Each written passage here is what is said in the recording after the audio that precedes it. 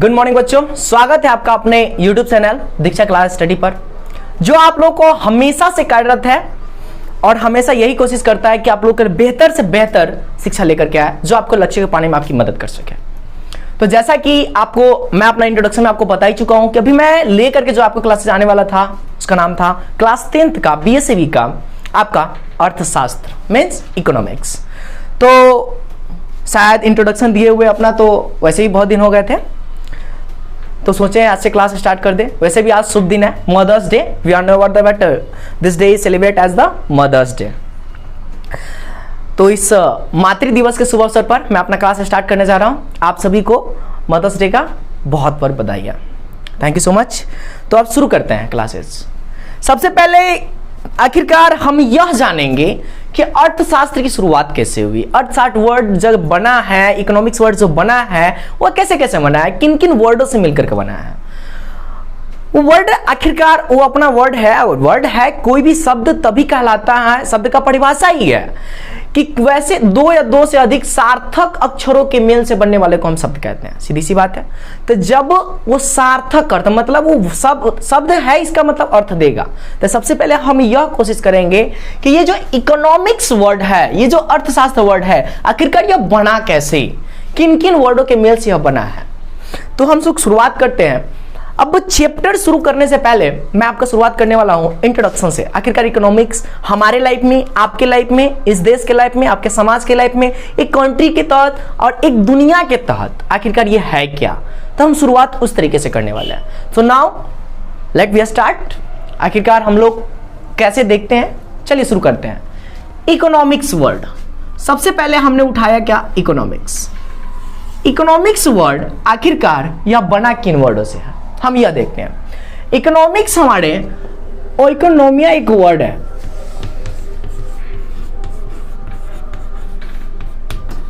ओइकोनोमिया एक वर्ड है, यह एक ग्रीक का वर्ड है।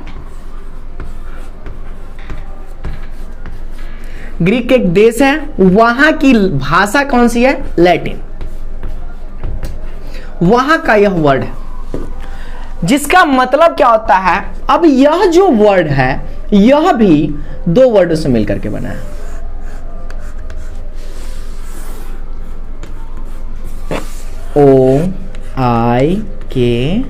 आइको प्लस नोमोस, NOMOS, नोमोस। अब आप कहोगे सर ये दो वर्डों से मिलकर बना है, तो इसका अर्थ क्या होता है, इसका तात्पर्य क्या होता है, इसका हिंदी क्या होता है। बिल्कुल सही बात है, अच्छा क्वेश्चन है। आइए इसको समझते हैं। इसका हिंदी होता है गृह या परिवार, और नोमोस का मतलब होता है प्रबंधन।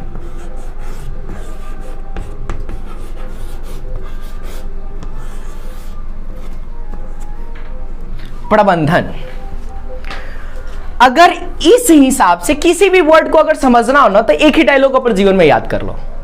वह सबसे पहले क्या करेंगे, किसी वर्ड को तोड़ेंगे। वह जुटा हुआ है, उसको क्या करेंगे, हम तोड़ेंगे, और उसको तोड़ने के बाद फिर उसको जोड़ेंगे। जो हम अर्थ लगाए उसको जोड़ेंगे, उसके बाद हम बोलेंगे। सबसे पहले तोड़ेंगे, उसके बाद जोड़ेंगे, उसके बाद बोलेंगे। हमने वही डायलॉग लगाया। यहां पर हमारे पास जो वर्ड था, सबसे पहले हमने इसका ओरिजिन देखा, वह जन्म कहां से लिया, तो वो वाइकोनोमिया से जन्म लिया हुआ है। और वाइकोनोमिया भी हमारे पास दो वर्डों से मिलकर बना हुआ है, जिसका नाम है पहला वाइको प्लस नोमोस। ये जो वाइको वर्ड है जो अपने पास हमेशा इसका अर्थ लेकर के आता है, उसका अर्थ होता है गृह या परिवार, और नोमोस जो हमेशा अर्थ लेकर आता है उसका अर्थ होता है प्रबंधन। इस हिसाब से आप परिभाषा ही बना सकते हैं, आपको खुद से परिभाषा बनाना है। अब आइए सर ये इकोनोमिया का हम परिभाषा क्या बना सकते हैं, मतलब इकोनोमिया का परिभाषा बनाएंगे मतलब अर्थशास्त्र का परिभाषा बनाएंगे।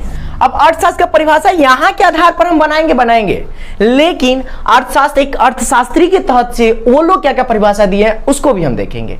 लेकिन अभी हम यह देखें, इसके हिसाब से परिभाषा बनाते हैं। तो अर्थशास्त्र, इसको साफ कर लेते हैं, बोर्ड पे थोड़ी सी जगह नहीं है। आइए समझते हैं इसको।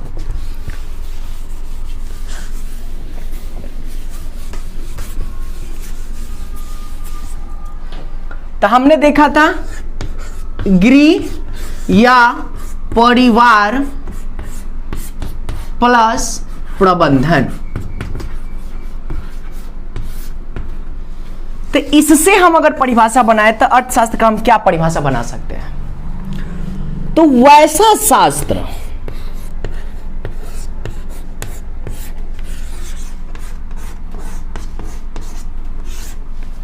जो हमें अपने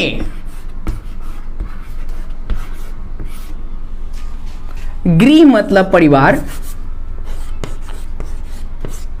गृह या परिवार को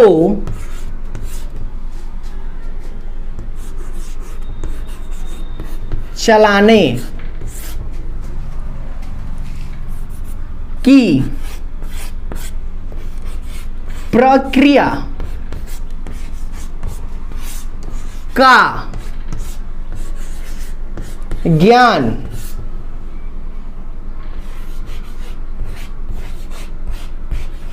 करवाता, इसको ऊपर लिखते हैं हम, है क्या कहलाता है? हमारा गृह प्रबंधन मतलब अर्थशास्त्र कहलाता है। गृह प्रबंधन कहलाता है।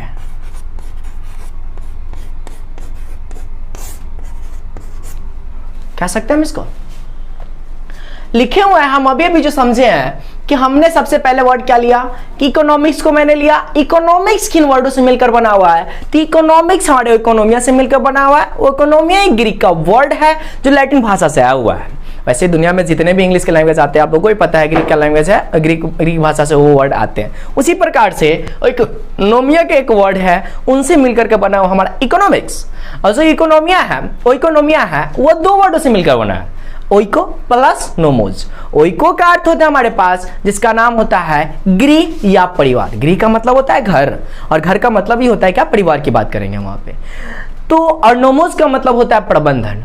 तो वैसा शास्त्र जिसमें हम अपने परिवार के प्रबंधन या उनके जरूरतों के प्रबंधन के बारे में, उनके जरूरतों के हिसाब किताब के बारे में अध्ययन करते हैं, वैसे ही शास्त्र को, वैसे ही ज्ञानों के वैसे ही क्रमबद्ध ज्ञानों को हम क्या कहेंगे? हम इकोनॉमिक्स कहेंगे, अर्थशास्त्र कहेंगे।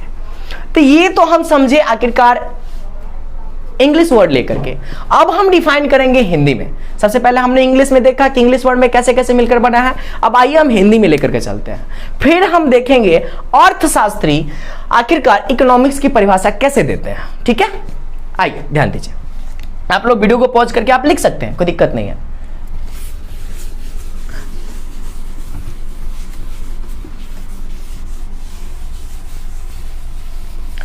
अब हम जो देखने वाले हैं उसमें हम देखेंगे कि आखिरकार ये जो हिंदी है, इस हिंदी वर्ड का भी निर्माण आखिरकार कैसे कैसे हुआ।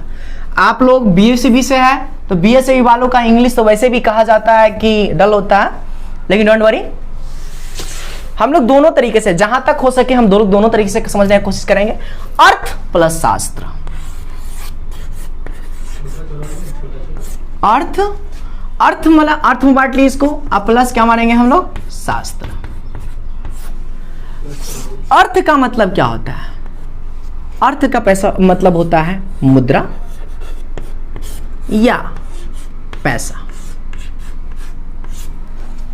और शास्त्र आप लोग परिभाषा जानते हो या साइंस का, किसी भी क्रमबद्ध ज्ञान को विज्ञान कहते हैं। बिल्कुल, ये संस्कृत के, ये वर्ड भी संस्कृत के हैं।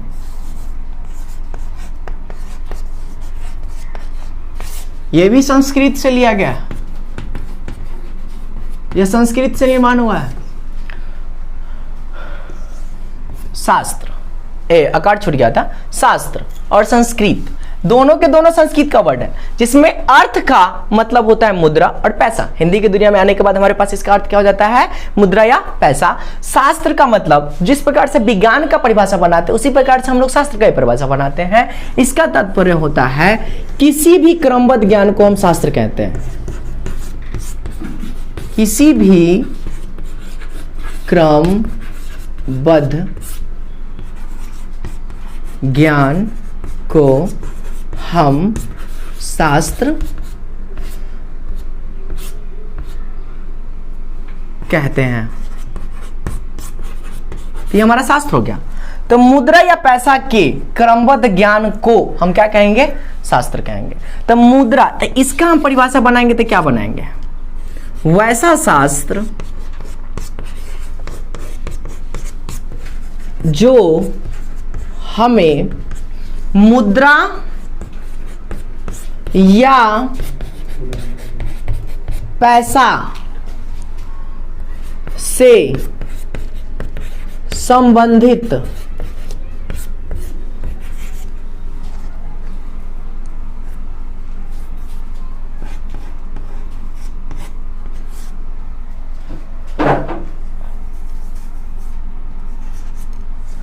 वैसा शास्त्र जो हमें मुद्रा या पैसा से संबंधित ज्ञान के बारे में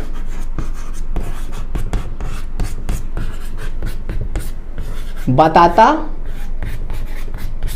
है, अर्थशास्त्र कहेंगे।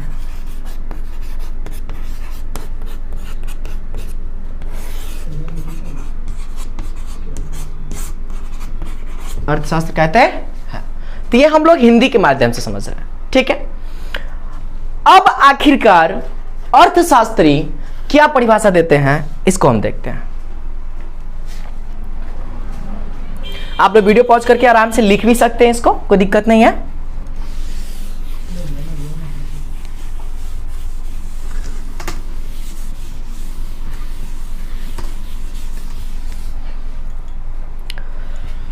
अर्थशास्त्र के पिता का नाम एडम स्मिथ है। मतलब कोई आपसे पूछे who is the father of economics, पहला नंबर क्वेश्चन आपसे नॉर्मली कोई भी कर सकता है। Who is the father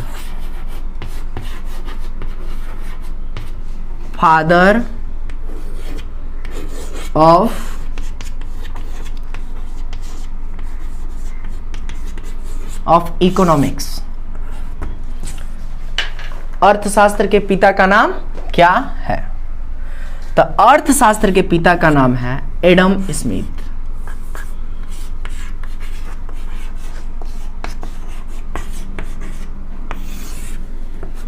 Adam Smith. तो एडम स्मिथ ने आखिरकार परिभाषा क्या दिया था, हम इसको समझते हैं। एडम स्मिथ ने हमको परिभाषा दिया था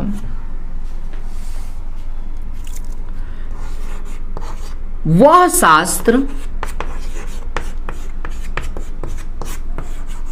जो हमें सीमित साधनों से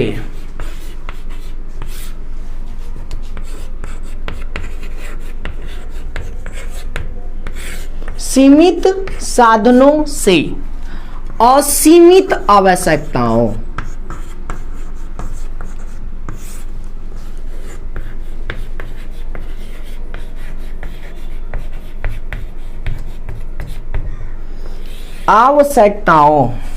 वह शास्त्र जो हमें सीमित साधनों से असीमित आवश्यकताओं की पूर्ति का ज्ञान करवाता है, अर्थशास्त्र कहलाता है।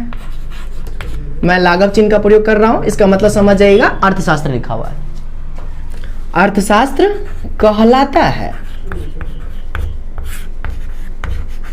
ये जो चिन्ह है, किसी भी वर्ड को मैं पूरा वर्ड, जैसे डॉक्टर आप लोग लिखे हुए देखते होगा, ये जो डॉक्टर है, इस डॉक्टर मैंने इस चिन्ह का प्रयोग किया। ये लाघव चिन्ह के नाम से जाना जाता है। ये चिन्ह का प्रयोग हम जहां कर देते हैं तो बड़े वर्ड को हम लोग छोटे करने के लिए प्रयोग करते हैं। उसी प्रकार से हमने यहां पर किया अर्थ प्लस लाघव चिन्ह, यहां पर अर्थशास्त्र समझिएगा इसको, ठीक है। इसका परिभाषा एडम स्मिथ ने बड़ी ही शुद्ध तरीके से बहुत ही आसान शब्दों में दिया था। वह शास्त्र जो हमें सीमित साधनों से असीमित आवश्यकताओं की पूर्ति का ज्ञान करवाता है या कराता है, भाई आप कुछ भी कह सकते हैं, या कराता है, अर्थशास्त्र कहलाता है। आइए इसको समझते हैं, उनके कहने का तात्पर्य क्या था। एक बात हमको समझाइए, ऊपर भी हम लोग पढ़े थे गृह प्रबंधन, मतलब घर के प्रबंधन, घर को संभालने के लिए आप लोगों के पास उपस्थित मुद्रा कितना है, इतना, और आवश्यकता कितना है, इतना। मतलब हम लोगों को सोच में इतने सारी चीज खाने के लिए होते हैं, ठीक है। पॉकेट में पैसे 100 रुपए हैं, वही जब बाजार में जाते हैं तो 1000 तक का सामान हम लोग खरीदने की जरूरत पड़ जाती है। मतलब साधन कितने हमारे पास, इतने हैं। मतलब 100 रुपए थे, लेकिन आवश्यकता कितनी थी, 1000 की थी।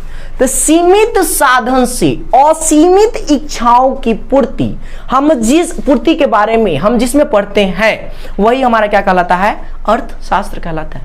आप ही समझिए, एडम स्मिथ जो थे हमारे फादर ऑफ इकोनॉमिक्स, उन्होंने बहुत ही आसान शब्दों में बताया था, वह शास्त्र जो हमें सीमित साधनों में, मतलब हमारे पास साधन सीमित है और जरूरतें भरमार है हमारे पास, और सीमित साधनों से हमें असीमित आवश्यकताओं की पूर्ति, असीमित।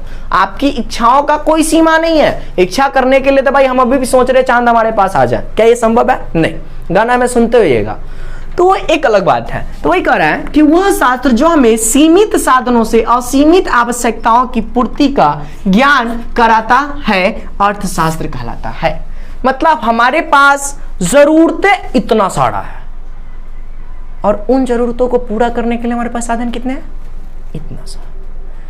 तो हमारे पास साधन कितने हैं, इतने, लेकिन आवश्यकता कितनी है, इतनी। तो सीमित साधनों से असीमित आवश्यकताओं को पूरा करने का ज्ञान हम जिस शास्त्र में लेते हैं या जिस विषय में हम लोग लेते हैं वही क्या कहलाता है, अर्थशास्त्र कहलाता है। तो अब तक ले सबसे अच्छा परिभाषा माना गया है तो इन्हीं परिभाषा को माना गया है। And Adam is the father of economics. ये आप लोग को याद करने की चीज है, और शायद क्वेश्चंस भी आ सकते हैं आप लोगों के लिए, हॉट क्वेश्चंस रहते हैं। बीएससी के लिए 10th क्लास के लिए हॉट क्वेश्चन है। Who is the father of economics? The father of economics is Adam Smith. Okay, I hope you all are understand about it. आप सभी को समझ में आ रहा होगा ये बातें। आप वीडियो को पॉज करके ये सारे की सारी चीज नोट करेंगे, क्योंकि हम टेस्ट में ये सारे की सारी चीज डालेंगे आप लोगों के लिए। आप लोगों के पास जो चैनल है दीक्षा क्लास स्टडी का, उसी नाम से टेलीग्राम पे एक ग्रुप भी बना दिए हैं। प्रॉब्लम्स ग्रुप आपका अलग है, नोटिफिकेशन ग्रुप आपका अलग है। प्रॉब्लम ग्रुप में आप लोग क्या क्या कर सकते हैं, प्रॉब्लम ग्रुप में आप अपना प्रॉब्लम शेयर कर सकते हैं। उसमें बहुत सारे बच्चे ऐसे हैं जो आपके प्रॉब्लम को सॉल्व करने के लायक होंगे, तो आपका प्रॉब्लम सॉल्व कर देंगे, ठीक है। अन्यथा सर उसमें है ही, सर आपकी मदद करेंगे, बहुत सारे टीचर उसमें। तो उस ग्रुप में आप जाकर जुड़ जाइएगा, आपको वहां पे सारे के सारे सोल्यूशन मिल जाएंगे। उसी ग्रुप में मैं आपको लिए क्यूज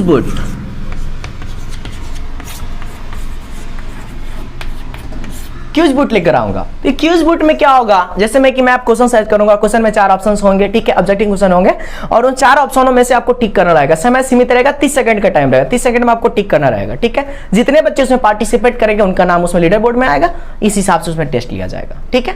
तो आपको उसमें सुविधा यह उपलब्ध किया गया है। तो आप लोगों से अनुरोध है कृपया उस चैनल में ग्रुप में जुड़ जाए, जो आपके लिए फायदेमंद है। अगर टेस्ट सीरीज सॉल्व करना चाहते हैं तो नाम वही है, दीक्षा क्लासेस स्टडी सर्च कीजिएगा तब भी आ जाएगा। एक ग्रुप में जुड़ जाएगा, दूसरा ग्रुप का नोटिफिकेशन आपको अपने आप मिल जाएगा, आप आराम से जुड़ सकते हैं उसमें। तो पहले वाले में आ जाइए।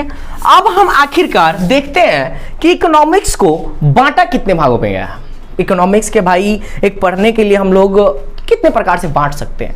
तो एज अ सब्जेक्ट, मतलब एक विषय के तौर पर, एक विषय के तौर पर अर्थशास्त्र को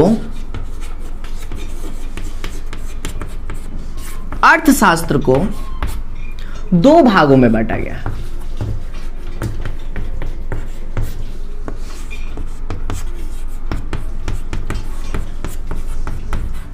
बांटा गया है।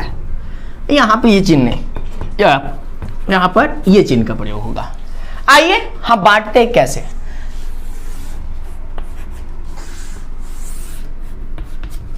ये एग्जाम में लिखने का तरीका है, इस तरीके से लिखिएगा, एग्जामिनर भी समझ जाएंगे। एग्जामिनर समझने के बाद वो अच्छा मार्क्स भी देंगे। जब मैं आप लोगों को बनाऊंगा हाउ टू स्टडी, आप लोगों को कैसे पढ़ना चाहिए, कैसे हम लोग को तैयारी करनी चाहिए, उस समय जब मैं वीडियो बनाऊंगा ना उस पर, अगर आप लोगों की जरूरत हो तो मैं बना दूंगा उस पर भी।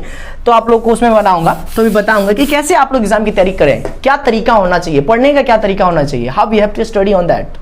तो हम लोग उस पर समझेंगे कि आखिरकार हम ये बार बार ऐसा क्यों पढ़ते हैं, ताकि आप लोग को समझ में आसानी से आए। तो हमारे पास दो तरीके से बांटा गया है। पहला जो बांटा गया है, हिंदी में अगर उसको कहें तो उसको कहते हैं व्यष्टि अर्थशास्त्र, व्यष्टि अर्थशास्त्र, और दूसरा है समष्टि अर्थशास्त्र।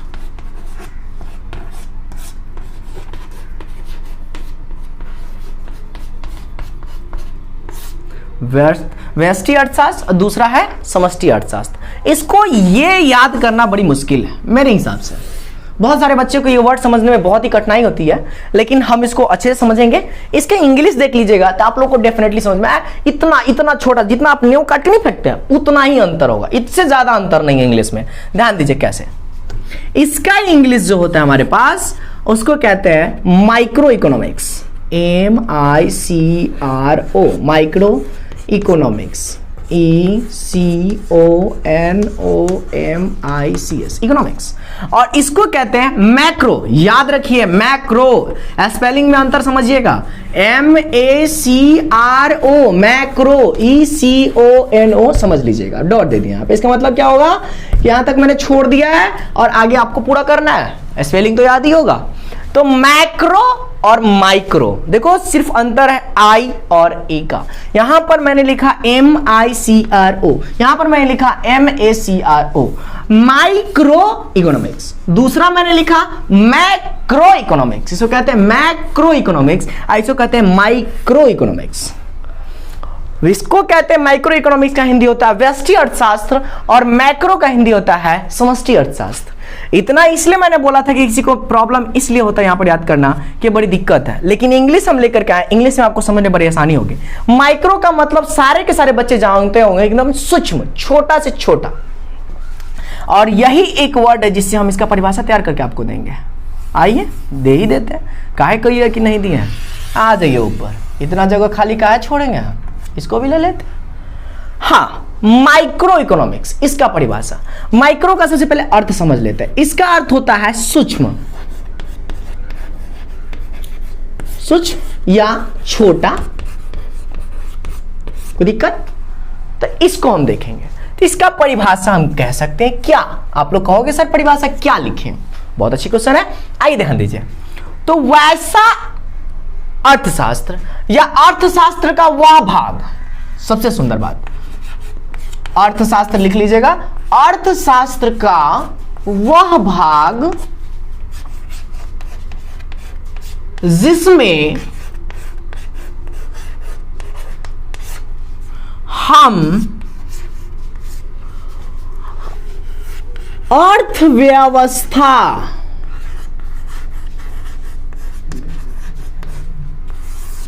के छोटे छोटे भागों का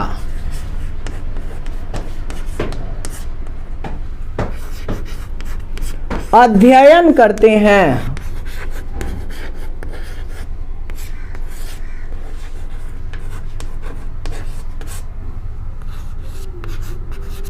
क्या कहलाता है? व्यष्टि अर्थशास्त्र कहलाता है।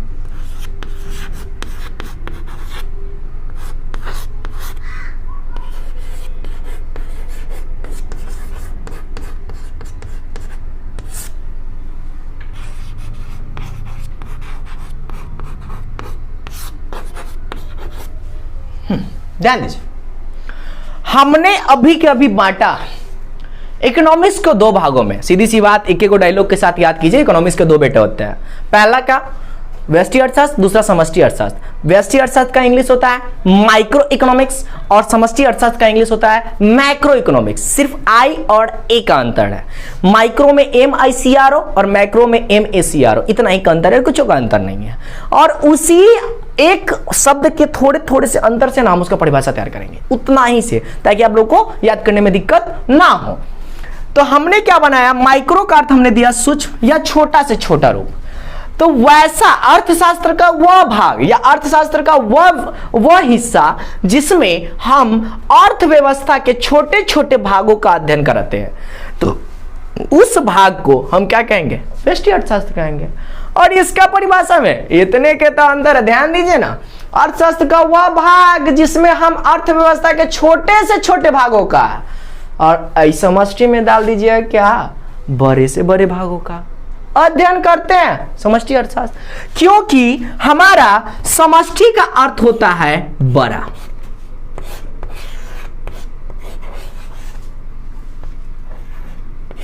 समष्टि का अर्थ होता है बड़ा, तो समष्टि का अर्थ हमारे पास हो गया बड़ा।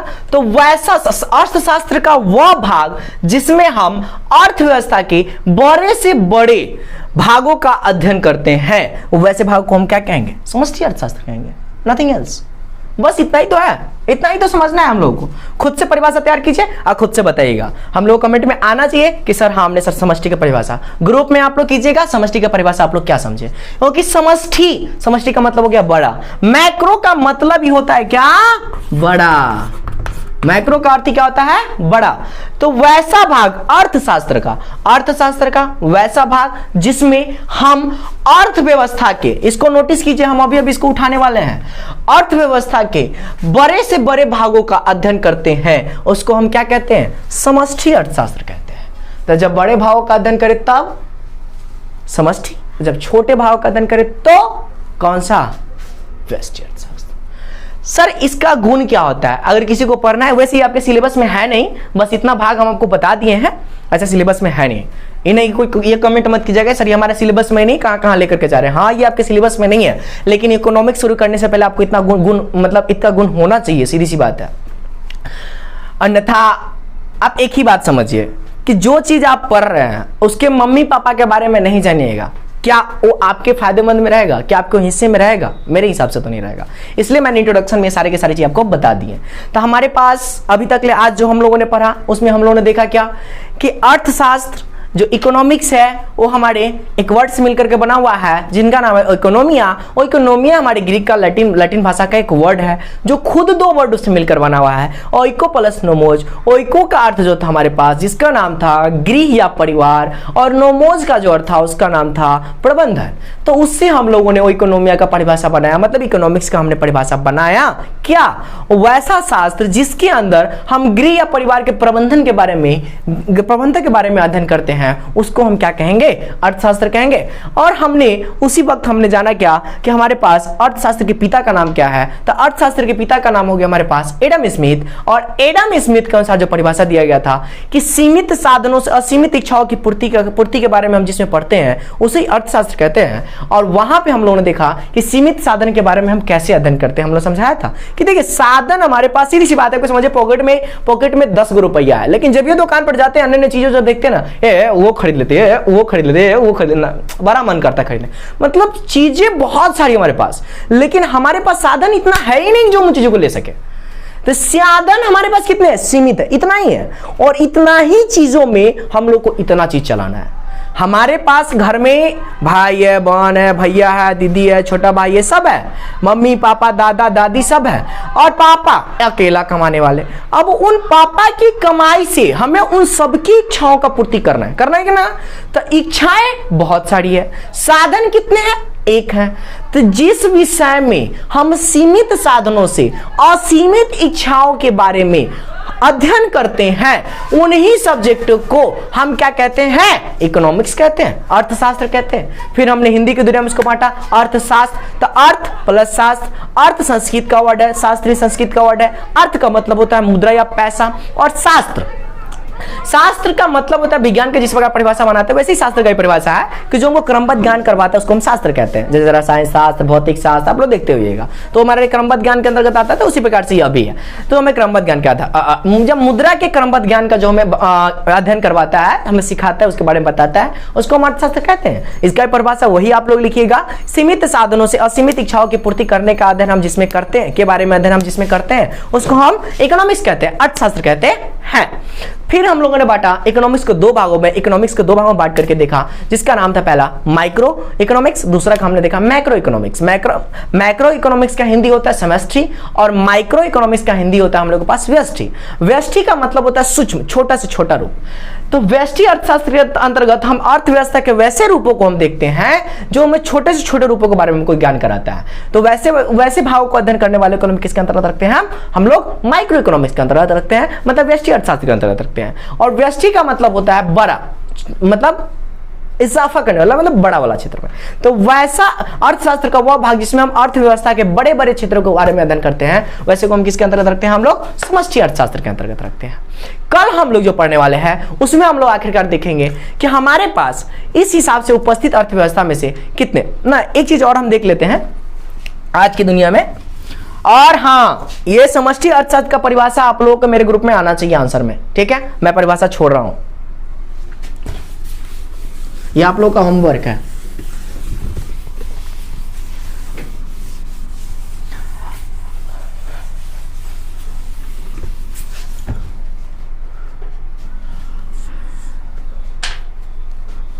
यही था। तो ये इकोनॉमिक्स है, इसका जो विषय होता है ना वो बड़ी डिफिकल्ट है। डिफिकल्ट नहीं, मतलब इसका विषय का नाम कुछ और है। यही थोड़ा थोड़ा सूक्ष्म अंतर है इसमें कि अर्थशास्त्र का विषय अर्थव्यवस्था है, इसलिए हमने अर्थव्यवस्था को पे हम नोट किए थे। हम बोले थे कि अभी हम इस वर्ड को ऑपरेशन करने वाले हैं,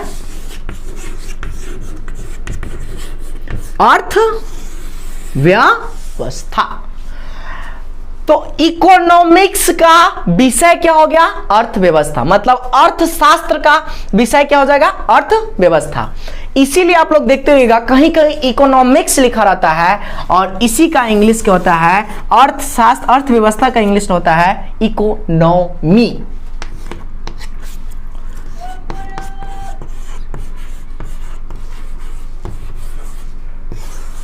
इकोनॉमी, तो ये इकोनॉमी विषय है इसका, न कि ये अर्थशास्त्र के बारे में बताता है। हम कुछ भी पढ़ते हैं ना तो किसी देश का इकोनॉमी पढ़ते हैं, अर्थव्यवस्था पढ़ते हैं, और उस देश के बारे में जिस बारे में अर्थव्यवस्था पढ़ रहे हैं वह है खुद क्या? इकोनॉमिक्स। समझ आ रही बात? मतलब इसका विषय है हमारा कौन? इकोनॉमी, ना कि इकोनॉमी का मतलब होता है इकोनॉमिक्स। जहां भी आपने देखा, कल देखा, बहुत सारे बच्चों को इसमें दिक्कत होता है। तो इकोनॉमिक्स का विषय है हमारा क्या? इकोनॉमी। मतलब अर्थशास्त्र का विषय क्या है? अर्थव्यवस्था। किसी भी देश की अर्थव्यवस्था के बारे में पढ़ते हैं, अर्थशास्त्र के बारे में थोड़ी ना पढ़ते हैं हम उसको। मतलब हम किसी भी देश के इकोनॉमी के बारे में देखते हैं, इकोनॉमी के बारे में देखते हैं, इकोनॉमिक्स के बारे में नहीं देखते हैं। इकोनॉमिक्स तो विषय है और यह व्यवस्था है जिस पर किसी भी देश की इकोनॉमी टिकी हुई। इकोनॉमी मैंने बोला, इकोनॉमिक्स नहीं बोला मैंने, इकोनॉमी टिकी हुई है। तब हम लोग कल के वीडियो में हम जो देखेंगे उसमें हम आपको दिखाएंगे कि आखिरकार अन्य सारे देशों में वो कितने प्रकार के अर्थव्यवस्था होते हैं, अर्थव्यवस्था कितने प्रकार में बांटा गया है। तो उसमें जैसे पूंजीवादी हो जाएगा, पूंजीवादी अर्थव्यवस्था हो गया, समाजवादी अर्थव्यवस्था हो गया, मिश्रित अर्थव्यवस्था होगा। फिर उसके बाद हम अगले वीडियो में जो पढ़ेंगे तो उसमें बोलेंगे अर्थव्यवस्था के क्षेत्र कितने होते हैं, प्राथमिक क्षेत्र, द्वितीयक क्षेत्र, तृतीयक क्षेत्र, चतुर्थ क्षेत्र, करना में पंचम क्षेत्र। मतलब वैसे आप लोगों को 3 ही पढ़ने हैं, लेकिन 5 क्षेत्र होते हैं, उसके मूल रूप से 3 ही होते हैं। तो आज के लिए इतना ही। थैंक यू सो मच, बहुत बहुत धन्यवाद आपका मेरे साथ बने रहने के लिए, मतलब हमारे साथ बने रहने के लिए। अब मैं नहीं, अब हम हो गए हैं। समझ में आ रही बात? मतलब अब हम लोग हो गए हैं। तो दीक्षा क्लासेस स्टडी के लिए आज हम लोग इतना ही पर छोड़ते हैं। Thank you so much, keep smiling and be happy, have a nice day. Thank you.